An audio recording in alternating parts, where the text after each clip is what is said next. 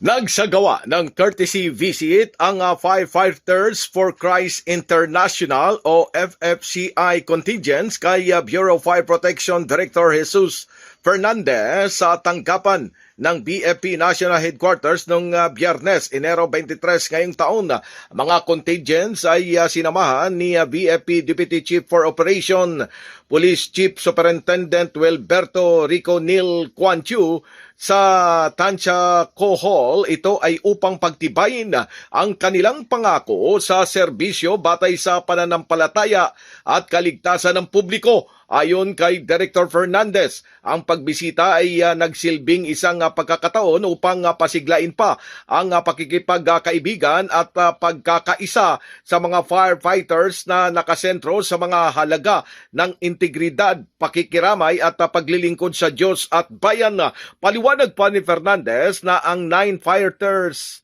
Firefighters for Christ training ay ginanap sa Navota City ngayong taon kung saan pinagsasama-sama ang mga tauhan ng Bureau of Fire Protection at mga katuwang mula sa Firefighters for Christ International at Firefighters for Christ Philippines na nakaangkla naman sa pananampalataya, pakikisama at profesional na pag-unlad. Dagdag pa ng opisyal na ang FFC training ngayong taon ay nagpapakilala ng mga pinahusay na module sa pamamahala ng hagdan at pagtugon sa electric vehicle o EV na sumasailalim naman sa mga umuusbong na pangangailangan ng modernong paglaban sa sunog habang pinapalakas ang mga pangunahing kasanayan na mahalaga sa kaligtasan at pagtutulungan ng magkakasama. Itinampok nito ang patuloy na pakikipagtulungan sa pagitan ng BFP at ng lokal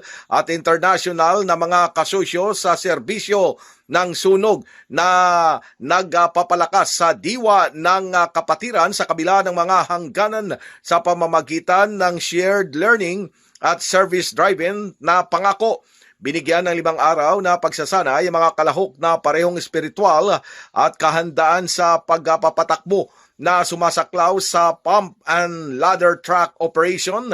leadership development, high-rise fire management at swift and flood water rescue na pinahusay naman ang kanilang kakayahang tumugon ng epektibo sa iba't ibang sitwasyong pang-emergency habang pinapalakas ang pagtutulungan at pamumuno. Pilipinas, mula sa Quezon City, Silvestre Rambulabay, Radyo Kayumanggi.